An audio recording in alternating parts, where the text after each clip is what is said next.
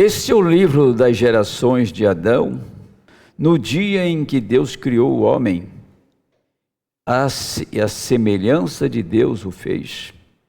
Macho e fêmea os criou, e os abençoou e chamou seu nome Adão, no dia em que foram criados.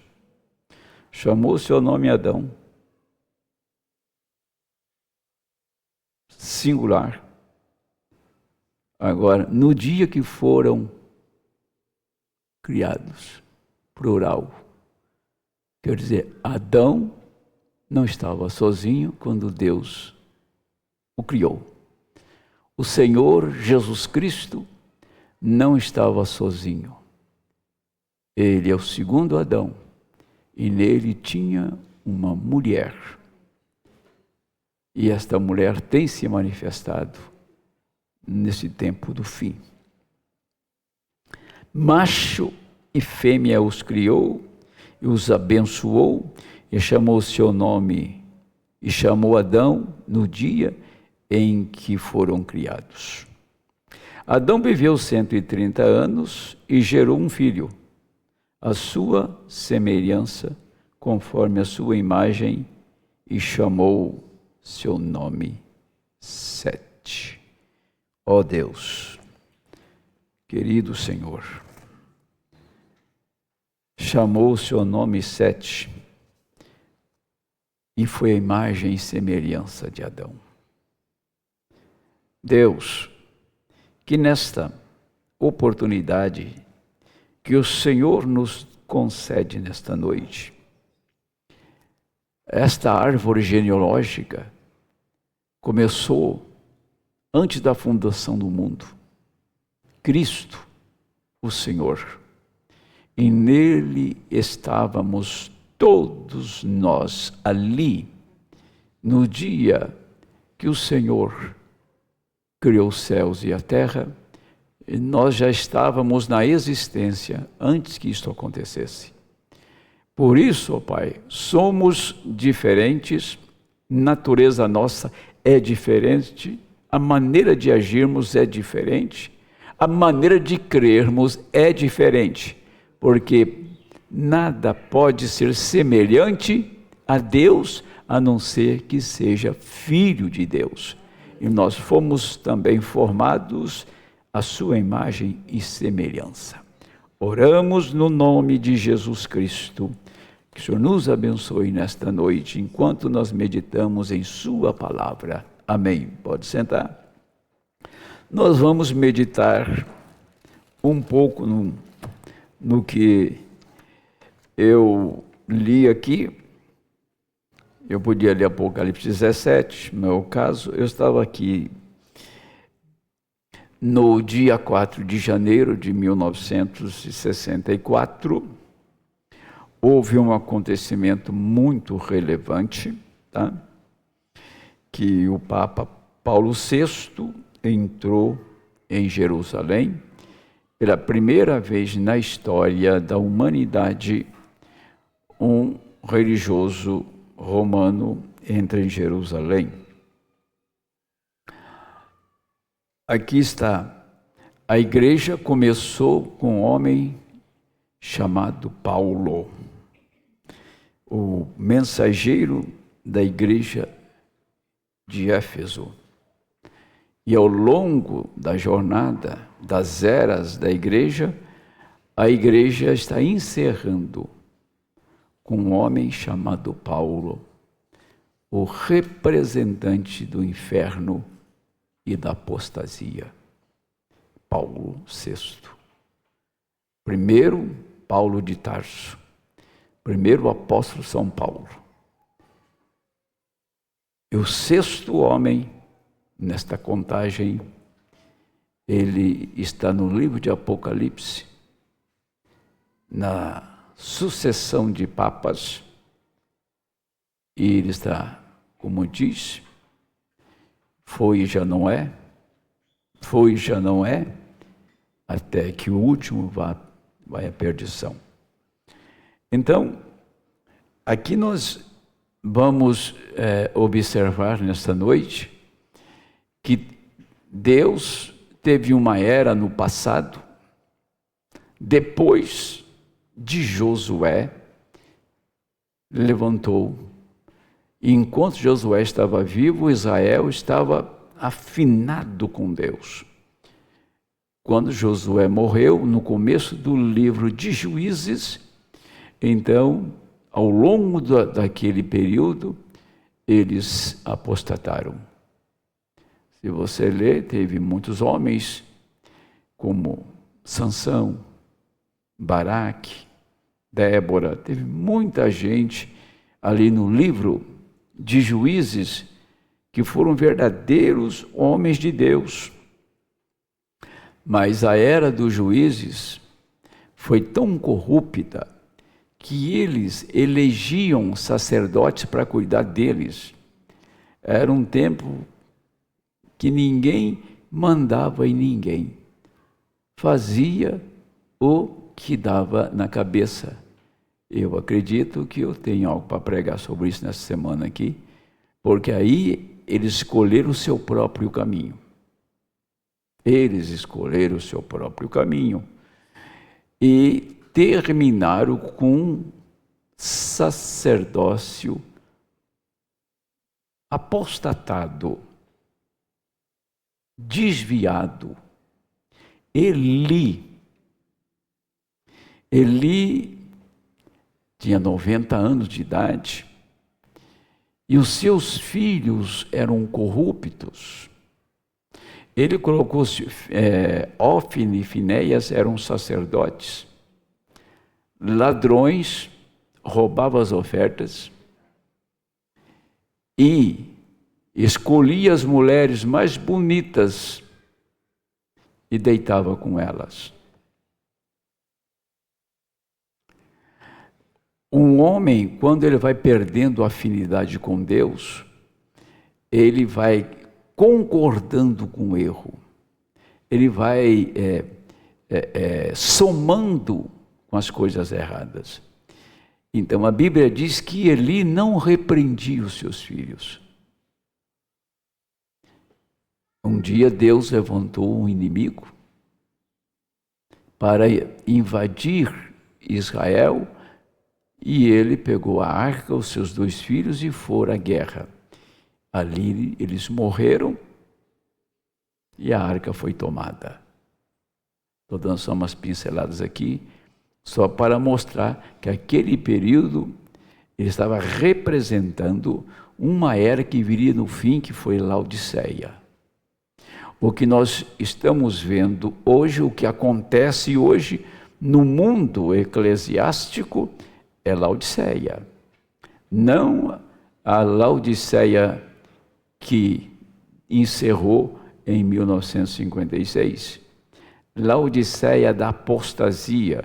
Nós não podemos hoje dizer que o mundo religioso está apostatado, porque apostasia significa abandono da fé. E perguntamos, mas que fé que eles abandonaram?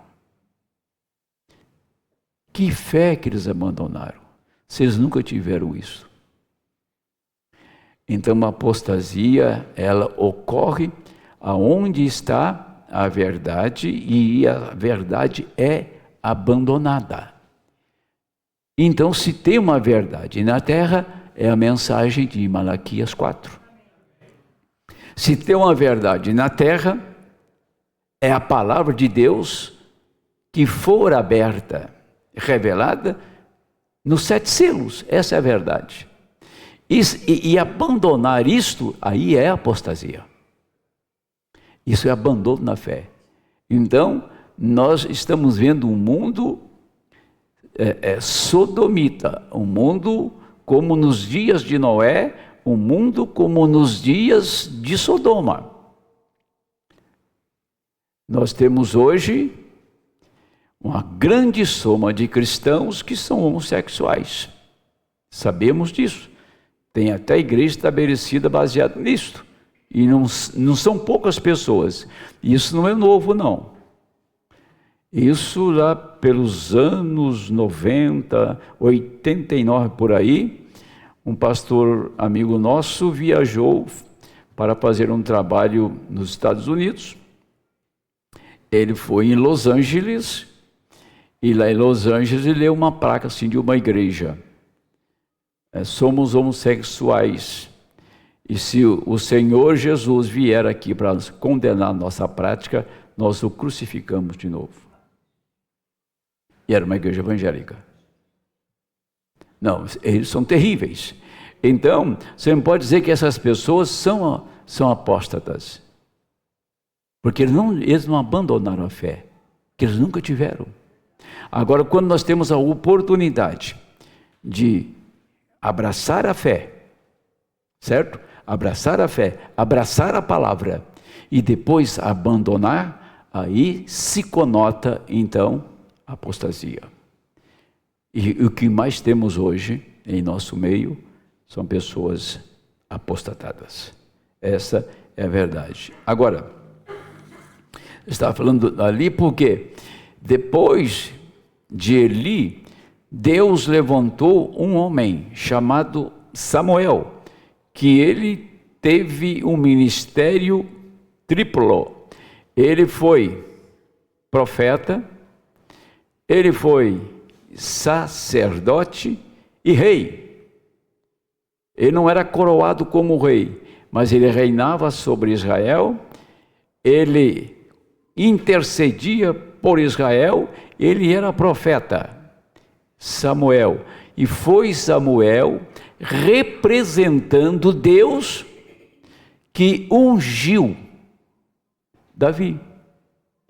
Davi foi ungido pelo profeta Samuel, porque o rei que eles tinha apostatado, que era Saul. Conhecemos a história de Saul, e Saul sempre fez coisa errada, ele fez um reino político, nunca se importou com a palavra. A arca estava fora de Jerusalém, ele nunca levou a arca para lá. Ele não estava interessado nas coisas espirituais e teve o fim que ele teve. Então, Davi foi ungido rei de Israel 900 anos antes de Cristo, 900 e pouco, 970 por aí. Depois desse homem que representou Cristo no seu reinado, Davi, aí vem um outro homem, filho de Davi, Salomão, que representou o milênio. Foram os dois reis, Davi e depois Salomão, seu filho. Depois de Davi e Salomão, reis piedosos, e que Israel estava no seu lugar, levantou um outro rei, chamado Acabe. Acabe foi o 7º rei da linhagem dos reis de Israel. Ele foi o 7º. Ele fez um casamento errado. Casou com uma mulher que era filha de um homem chamado Etibaal, sacerdote de Baal. E eles eram sidônios. E levou Israel à feitiçaria, à idolatria, e levou Israel no pior patamar espiritual da história. E este homem, Acabe, ele era comandado, dirigido pela mulher chamada Jezabel, que é a figura do catolicismo. E nos dias do profeta Elias, foi os dias da apostasia, os dias que desviaram os filhos de Israel, foi nos dias do rei Acabe. Eles estavam desviados, apostatados, por causa do rei que estava ali e a sua mulher, Jezabel. A história, se você ver, os homens que Deus levantou depois para destruir o reino de Acabe, um foi Jeú, né? Um foi Jeú, que foi o que matou Jezabel, e o que Deus fez naquele tempo, Elias estava em cena. Elias estava presente. Elias tinha uma viúva para sustentar. Elias tinha o sobrenatural. Elias tinha um corvo para levar comida para ele, que estava lá no riacho de Querite. Deus o colocou ali. Elias fechou o céu. Ele disse que não ia chover durante os dias das suas profecias. Elias abriu o céu. Elias foi lá no desafio dos profetas de Baal e os matou. E Deus respondeu à oração de Elias com fogo e consumiu o sacrifício.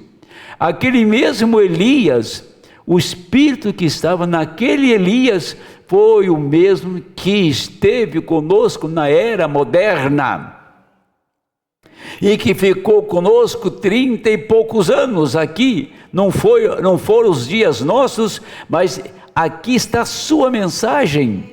Aqui está o Deus de Elias e a mensagem de Elias para quem? Para uma esposa, uma mulher desposada com Cristo.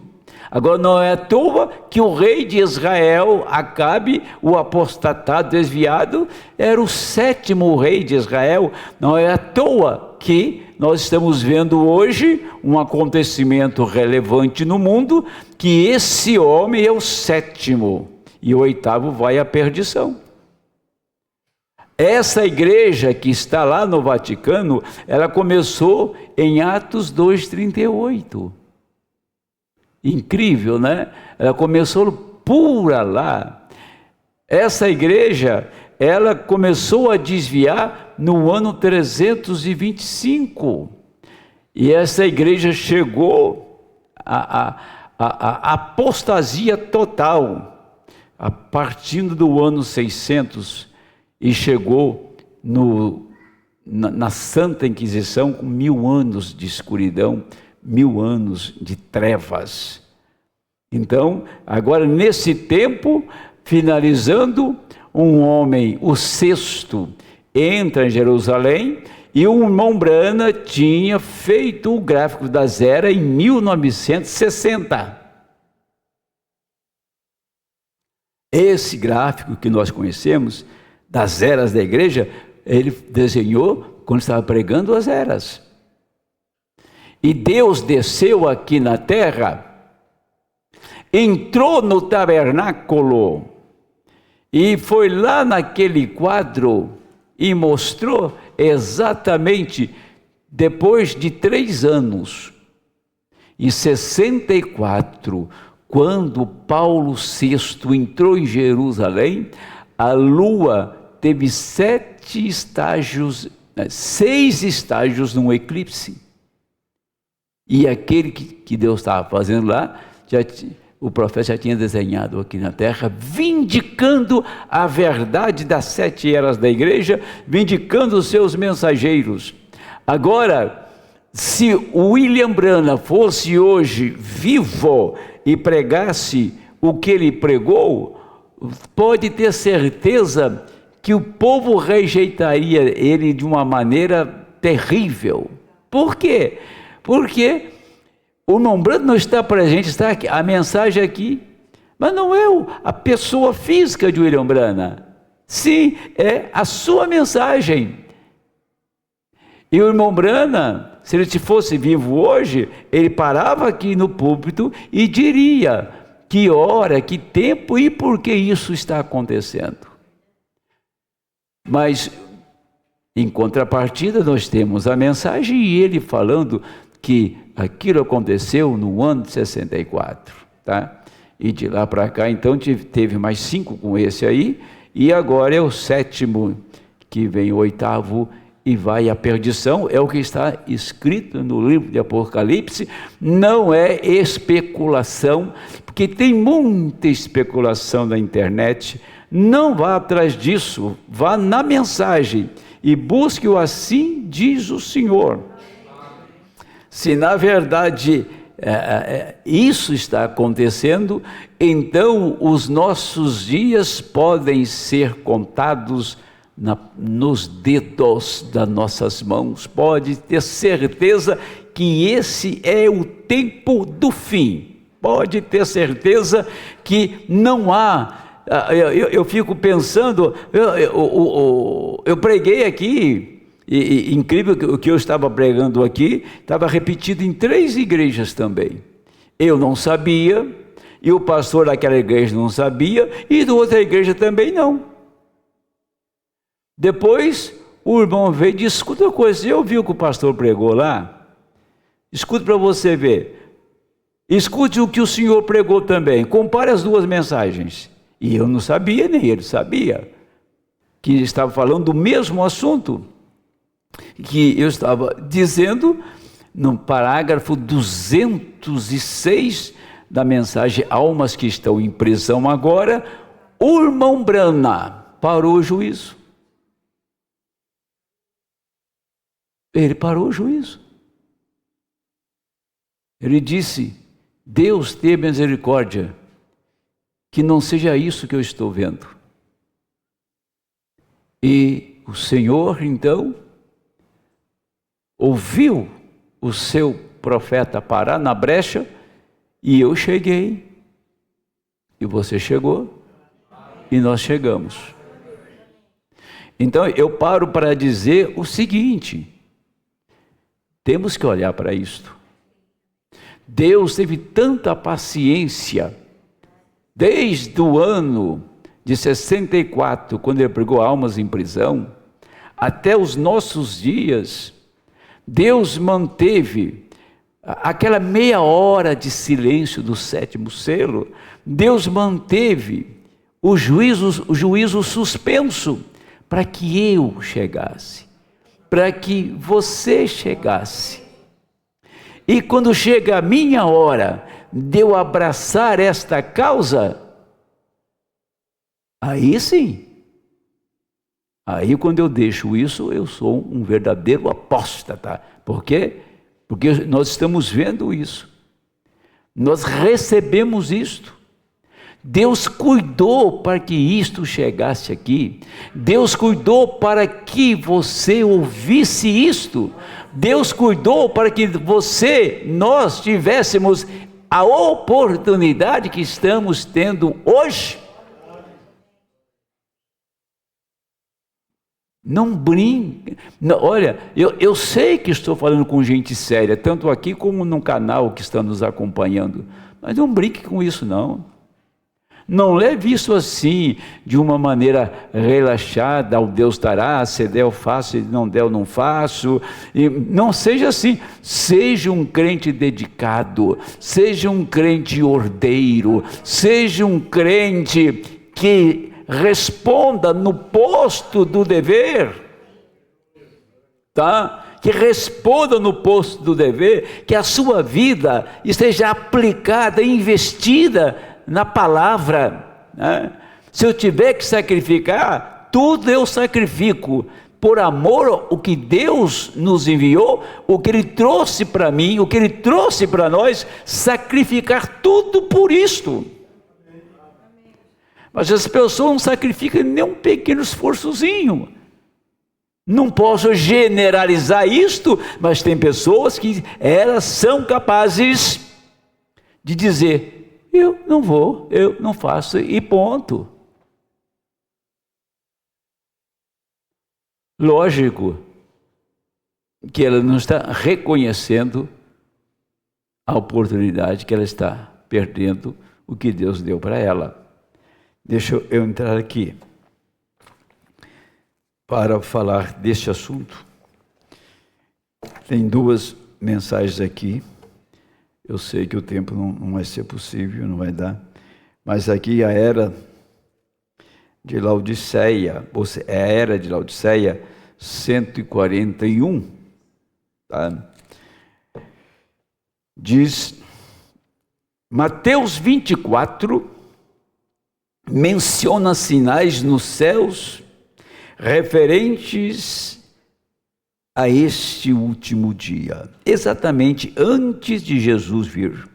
Eu gostaria de saber se vocês notaram recentemente tal sinal cumprido como que para retratar justamente esta verdade sobre a qual temos discutido. Esta verdade é que Jesus tem sido firmemente empurrado para um lado, até que nesta última era ele é expulso para fora da igreja. Recordem que na primeira época era uma igreja com um círculo quase completo de verdade. Contudo, havia um pequeno erro, chamado as obras dos nicolaítas, que impediu que o círculo fosse completo. Então, na era seguinte, mais trevas se arrastaram mais para dentro do círculo, até que a bola de luz brilhou menos e as trevas cobriram mais o círculo. Na terceira era foi coberta ainda mais. Na quarta era, que foi a idade das trevas, a luz tinha quase se extinguido. Agora pense nisto: a igreja brilha com a luz refletida de Cristo. Ele é o sol e a igreja é a lua. Assim, este círculo de luz é a lua. Ela tem descrescido ou decrescido de uma lua cheia. Na primeira era, apenas um fragmento na quarta era. Porém, na quinta era, ela começou a crescer. Na sexta, ela deu um grande passo no crescimento. Numa parte da sétima era, ela está ainda crescendo, quando repentinamente ela parou e se diminuiu quase nada. Quem fez a luz aumentar na quinta era foi um missionário chamado João Wesley. A luz brilhou no mundo. Ele foi o homem que trouxe a mensagem de santificação. Entrou Laodiceia já escura. Laodiceia já entrou escurecendo, presta atenção. Mas em 6 de abril de 1909, nasce o profeta. Em 33, o anjo do Senhor está lá no Rio Ohio, vindicando o batismo em nome de Jesus Cristo. Em 46, Israel está ali para ser uma nação, e o anjo, quando a carta foi assinada e Israel declarado uma nação, lá nas Nações Unidas, na ONU, o anjo foi aonde o irmão Branham estava em 7 de maio de 1946. Em 1950, o pilar de fogo visita a humanidade. E quando o profeta traz a sua mensagem, então a luz brilhou. Por isso que diz, teve um tempo que a sétima era, ela brilhou. Era a hora, o tempo da mensagem do sétimo anjo, era o avivamento Branham no mundo. Mas preste muita atenção, quando o profeta está pregando a abertura dos selos, que Deus abre a sua palavra, que o anjo desce em Apocalipse, no capítulo 5, com o livro na mão, ele faz uma chamada e requer os seus.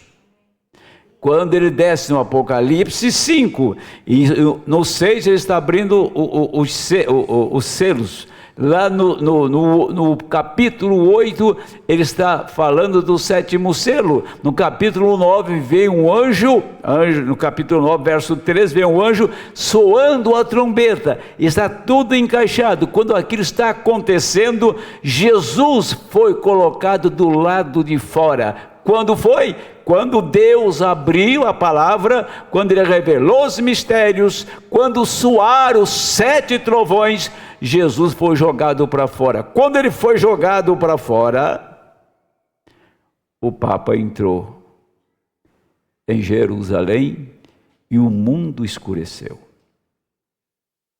E foi no ano de 64. Foi exatamente no dia 27 de março. 27 de março de 1964, que o terremoto caiu no Alasca e o profeta disse, o juízo começou, não vai parar mais. Os terremotos não param mais e a cidade de Anchorage foi destruída. Então ele disse, ele continua trovejando. Isso não tem mais paradeiro até o afundamento de Los Angeles e a ressurreição dos santos e a igreja no rápido. Agora, quando Jesus foi colocado para fora, houve escuridão no mundo inteiro. Jesus, quando foi crucificado, houve escuridão na terra, houve terremoto. Então foram 6 horas de escuridão, 6 horas, e na hora que ele morre, veio um terremoto. Jesus foi lançado para fora. A palavra foi crucificada de novo. Quando isso acontece, agora não são trevas literais, são trevas espirituais. Por isto que se você ler a história, porque o comunismo entrou no mundo, foi para ser uma ferramenta na mão de Deus para vingar o que o povo fez. Vingar o que esse mundo fez contra a palavra. Então, como Nabucodonosor, ele foi uma ferramenta para levar Israel, ficar 70 anos no cativeiro, por causa da apostasia de Israel, exatamente repete com o povo gentil. O comunismo foi uma ferramenta, está sendo uma ferramenta para vingar o que eles têm feito com a palavra. Agora, se Deus tinha um profeta nos dias do cativeiro, se Deus tinha um profeta lá na Babilônia, e Daniel foi muito jovem para a Babilônia, Sadraque, Mesaque e Abednego foram jovens para a Babilônia, mas nunca eles tiveram costume babilônico, nunca eles se enveredaram ou se envergaram para o Deus da Babilônia, a religião da Babilônia, num país que não tinha adoração, um país que não tinha sacrifício, um país que era proibido adorar outro Deus. Eles não desviaram. Então Deus coloca os seus eleitos em lugares difíceis, em tempos de provas, e eles provam o que eles têm. Eles provam o que eles têm na alma, o que eles têm por dentro. Daniel foi provado, Sadraque, Mesaque e Abednego foram provados num país estranho, num país babilônico, Babilônia, onde eles estavam. E eles não se comprometeram. Aliás, Daniel olhava para Jerusalém e não respeitou o decreto. E por isso ele foi para a cova dos leões. Os leões não comeram. Sadraque e Mesaque sabia que tinha um sacrifício queimando lá em Jerusalém e que eles não iam adorar outro Deus a não ser Jeová. E aqueles 3 judeus trouxeram Deus na terra. Aqueles 3 judeus trouxeram Deus com eles dentro da fornalha. Deus desceu dentro da fornalha por causa de 3 homens que sustentou a fé no Deus que eles criam. Você pode, como um homem, uma mulher de Deus, trazer Deus em cena em qualquer circunstância, em qualquer tempo, em qualquer hora, porque os dias da Babilônia foram os piores dias para Israel. E Sadraque, Mesaque, Abidnego tomaram uma atitude de morrer, mas não adoraram o Deus que foi erigido, levantado por Nabucodonosor, e eles foram para dentro da fornalha, aquecida 7 vezes mais. E quando eles entraram lá, o Senhor já esperava ele lá dentro. O Senhor te espera em algum lugar. O Senhor espera os seus fiéis. Como Paulo estava preso, e o Senhor visitou Paulo na prisão. Como estava perdido 40 dias no mar revolto, sem saber onde estava, o Senhor visitou Paulo, para dizer que eles não iam morrer. Deus, Ele não esquece aonde está a sua herança, onde tem uma parte dele. Se você é uma parte dele, ele não vai essa parte não vai se perder, ele não vai abandonar aquela parte. Em qualquer lugar ou circunstância, ele vai estar presente. Agora, ele vai nos colocar em certas circunstâncias, e ele sabe que, como Jó não se rendeu à lepra e nem às acusações dos seus amigos, como Jó, raspando com um caco de telha a lepra do seu corpo, e todos abandonaram, ele exalava mau odor de tanta sujeira, de feridas que ele tinha no corpo.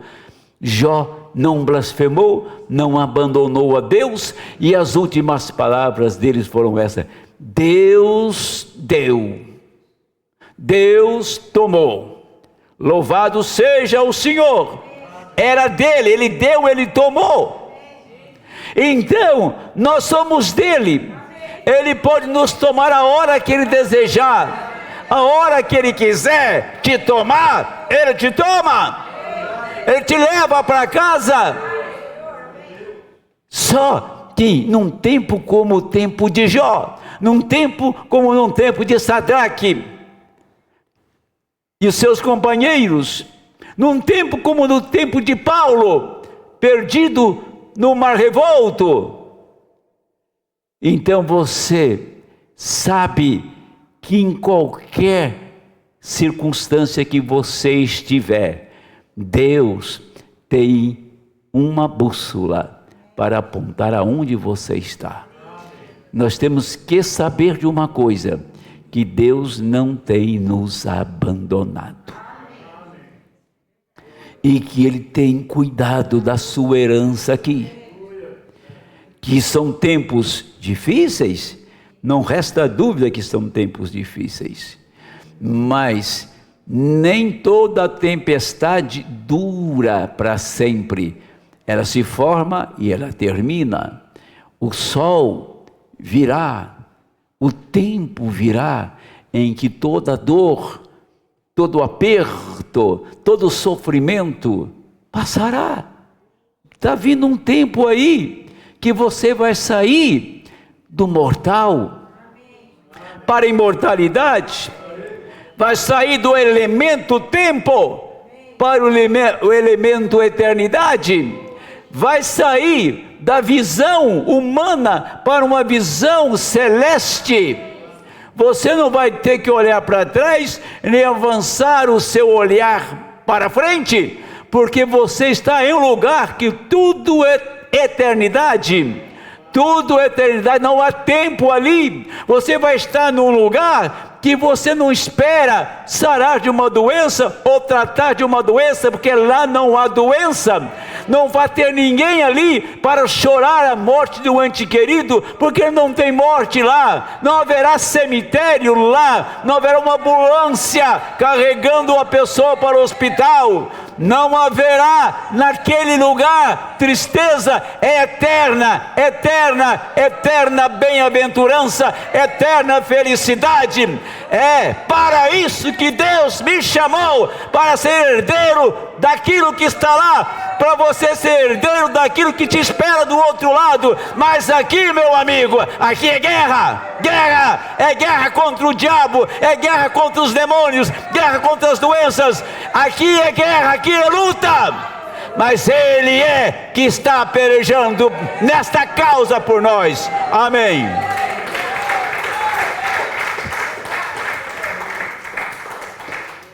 Bem, eu vou continuar aqui. Cristo está agora do lado de fora da igreja. Aqui está o sinal no céu. O último eclipse da lua foi um eclipse total. Ela diminuiu até as trevas totais no sétimo estágio. No sétimo estágio, as trevas totais vieram quando o Papa de Roma, Paulo VI, ia para a Palestina fazer uma viagem santa a Jerusalém. Ele foi o primeiro Papa em todos os tempos a ir a Jerusalém. O Papa é chamado Paulo VI. Paulo foi o primeiro mensageiro, este homem. Percebeu a grande diferença do começo e do fim? Então, quando que o tempo fechou? Quando que escureceu tudo? Quando que brilhou a luz de Zacarias 14:7? No tempo da tarde haverá luz. Aqui está, eu estou lendo o parágrafo exatamente 141, era de Laodiceia. E Deus sabia que você estaria aqui. E Deus te preordenou e te conheceu antes da fundação do mundo. Deus te estruturou. Deus colocou um sistema dentro de você que é incapaz de ser violado pelo diabo. É incapaz de ser violado por qualquer pressão que vier que Satanás possa causar. Tem um sistema aqui, tem uma parte dentro desse mortal que é imortal. Tem uma parte dentro do mortal que é eterno. Tem uma parte dentro de você que não é daqui, é do céu. É essa parte que vai receber a plenitude para sair daqui. E esta parte é a sua alma redimida no sangue de Cristo e cheia do Espírito Santo. Essa parte que está aqui não vai ficar aqui, vai ter que voltar. Amém. Deixa eu voltar aqui, lá onde eu li. Quando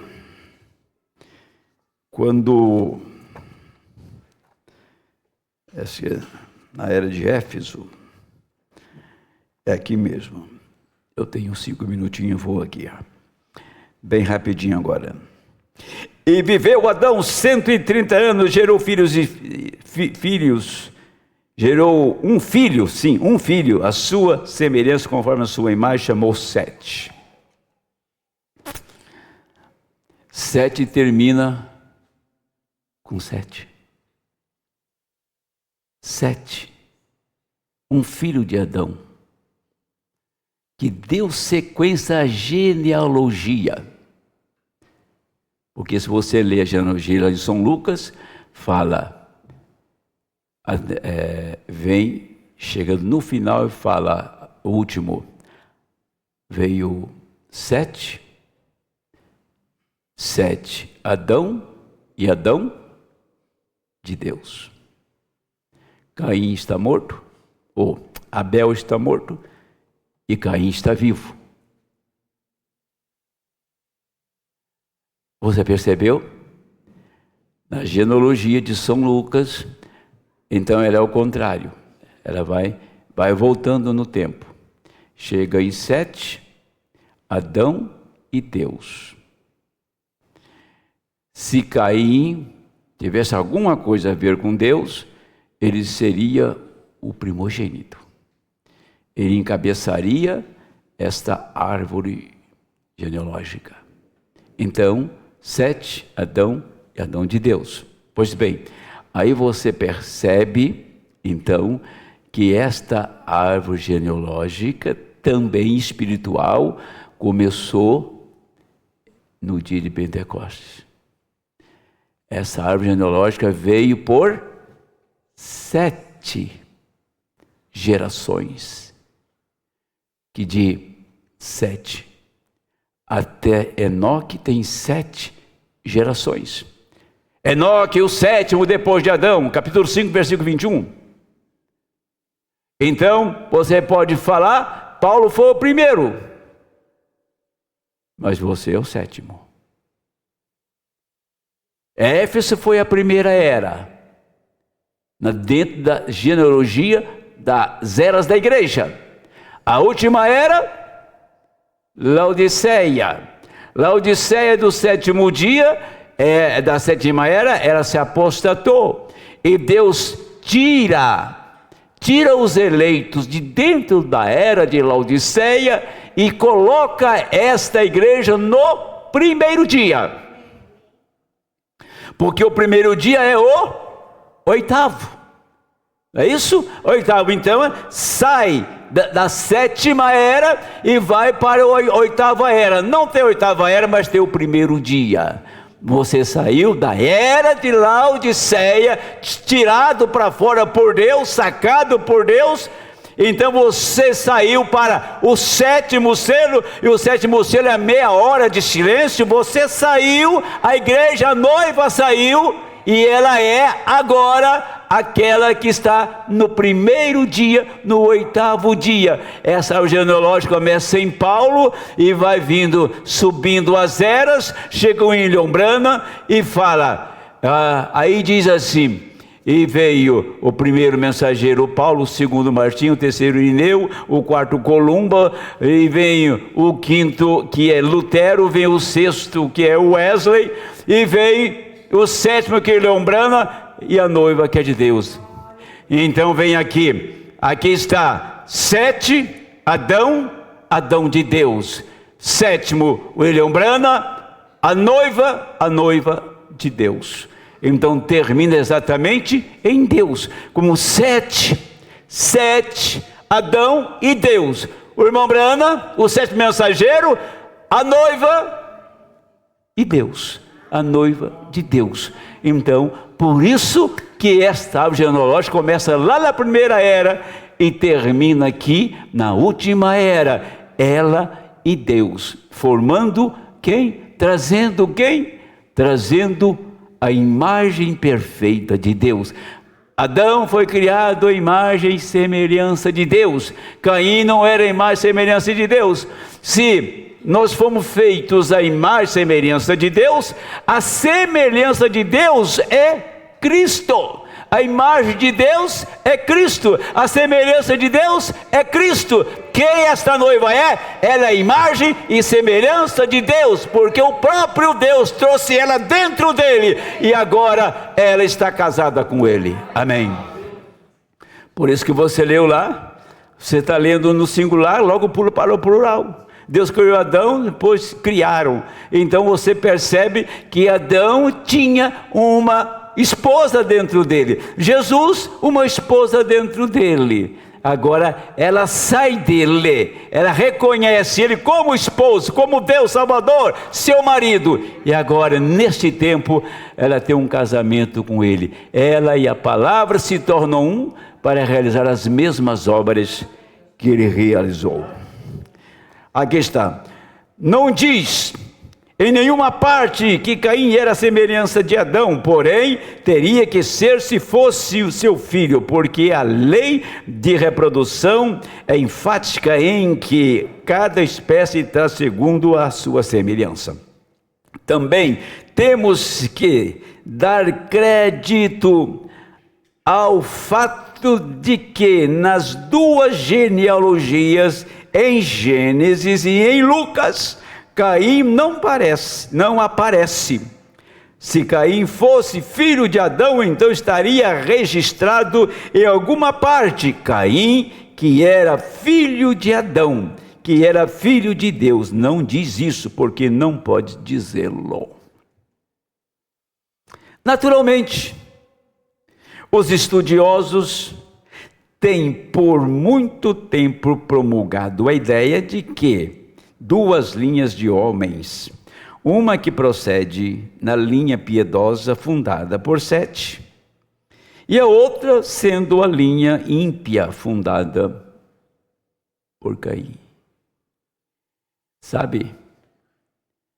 Aí eu prego o resto da noite. Porque eu vou dizer uma coisa para você. Você não ter o sangue de Caim não é pouca coisa, não.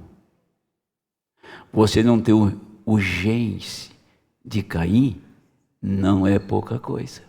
Você não é contado na geração caimita. Porque se você fosse contado na geração caimita, você estava jogando tomate agora mesmo nessa mensagem, cebola podre, e feito um diabo, falando as maiores besteiras que o mortal pode falar da mensagem. Eu não escolhi o pai. Eu não escolhi a mãe para vir o mundo. Quando eu me conheci, eu já tinha um pai. Já tinha uma mãe. Então, se você pudesse escolher o pai e mãe, você escolhia o rei da Inglaterra, né? Escolhia lá Elon Musk, Bill Gates. Já que eu tenho direito de escolher, eu vou escolher esses caras, né? Mas eu não, você não teve a oportunidade de escolher. Porque você foi escolhido. Deus te escolheu. Deus te predestinou. Deus te elegeu. Deus te pôs na genealogia de Cristo. Amém? Na genealogia de Cristo. Você carrega esta semente divina. Você veio ao mundo, nós estamos aqui no mundo em um corpo mortal. Mas aqui dentro tem uma voz nítida, perfeita, clara, absoluta, de que você passou da morte para a vida, e que a morte é apenas uma carruagem que te leva na presença dele. A morte é apenas, aqui do lado de cá, é uma ferramenta que Deus tem. Deus está te usando, está me usando, estamos testificando, estamos sendo cristãos, estamos na batalha, num corpo mortal. Mas você sabe que um dia, esse corpo que está aqui diante de Deus, falando dele, pregando sobre a palavra, falando que é uma vida eterna, que é um céu para alcançar e um inferno para se livrar dele, e que você já venceu todos os demônios, e você não venceu os demônios aqui, ele foi vencido no céu. Quando a terça parte dos anjos caíram, você venceu lá. Satanás perdeu lá, ele perde aqui, ele vai perder de novo. Amém. Não tem como isto falhar. A palavra do Senhor jamais falhará. E o Senhor te escolheu e pôs a vida dele aqui dentro. Por isso você está aqui nesta noite. É por isso que você vem adorar. É por isso que você é o cristão que você é. É por isso que você se sujeita a todas as coisas por causa da palavra. A palavra dentro de ti faz você se sujeitar a todas as coisas, e você está esperando o prêmio da soberana vocação, o galardão que está por vir, a vida eterna. Deixa eu falar do comunismo aqui, eu vou encerrar. Desejaria que eu pudesse pregar um sermão sobre Sobre isso agora mesmo, os eleitos, antes da fundação do mundo, que permanecem fiel à sua chamada. Aleluia, isso mesmo. Eles são chamados de os eleitos e os fiéis. É uma conjunção, está vendo? Os eleitos e fiéis, eles o vencerão. Não importa quão grandes eles cheguem a ser.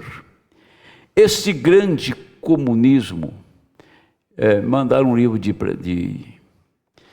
um comunista para mim, eu me interessei e fui ler. Mas é muita coisa, é um volume muito grande sobre o marxismo. Eu li um pouquinho. Eu não vou perder meu tempo lendo essa porcaria aqui. Porque para a pessoa ser comunista marxista, só pode ser muito endemoniada. Porque não é possível uma pessoa crer nos absurdos que está lá. Não vale a pena. Eu conheço basicamente das eras da igreja e dos acontecimentos históricos da igreja. Mas não quero conhecer nada sobre o comunismo, não, porque é uma perda de tempo. Aqui está. Comunismo. Este grande comunismo, movimento comunista que temos hoje, não se preocupe com isto. E isso está justamente operando sobre o controle das mãos de Deus. Posso provar isso através desta Bíblia. Ele vai fazer com que ela sofra por cada mártir que ela tinha assassinado. Sim, Senhor. Observe, esses reis viveram todos em harmonia e a odiarem. E a nação toda, o mundo todo sendo arrastado pelo comunismo. Ora, tem que ser um movimento de Deus para castigá-la. Você diz, espere um minuto, irmão Brana, comunismo, um movimento de Deus? Não. Absolutamente que sim, certamente que é um movimento de Deus. A Bíblia diz que sim, mas está se movendo para pronunciar julgamento sobre uma gente ímpia, vergonhosamente ilegítima. O que restou neste mundo, o que nós temos seguido. Agora veja a história. Israel fez o que deu na telha. E Deus levantou o profeta. Outro profeta. Conhecemos a obra de Jeremias. Ele foi um profeta do tempo do cativeiro. Conhecemos Ageu, Sofonias. E levantou o profeta, eles não deram ouvido. E eles fizeram o que deu na telha. Casaram com mulher estranha, fizeram o que tinha que fazer e Deus era descartado. Aí Deus pega e levanta um homem chamado Nabucodonosor, que governou o mundo, vai lá em Judá, e leva todo mundo cativo. E tem um detalhe, hein? E teve um detalhe muito importante. Que não levou os miseráveis, não. Levou os nobres. Leva pobre para dar dor de cabeça, para dar despesa? Não. Levou só os nobres, as famílias nobres, só as pessoas de boa posição. E os pobres deixou por lá. Eles ficaram 70 anos na Babilônia. Por quê?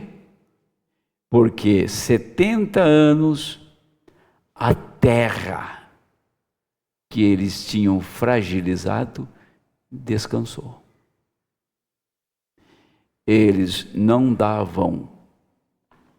Você trabalhava 6 anos e um era do Senhor. Eles não deram sequer um ano de descanso. Aquilo era lei, gente. Aquilo era a Bíblia, a palavra. O que Deus te dava em 6 anos, você comia no 7º e sobrava muito, abundante. E eles trabalhavam o 7º, não descansou a terra. Então, somando, foram muitos anos que eles fizeram isto. E Deus foi lá. E além de outras coisas erradas que eles fizeram, contra a palavra, os mandamentos que Deus deu a Moisés, Deus foi lá e tirou eles. Nabucodonosor é o tipo do comunismo levantado por Deus para vingar a morte de 68 milhões de crentes que morreu ao longo das eras e para vingar tudo que a Babilônia, o catolicismo romano fez. Por isso foi levantado. Por isso que o profeta disse que tem uma bomba prontinha para fazer cratera o Vaticano. E uma bomba prontinha para virar a América também em cratera.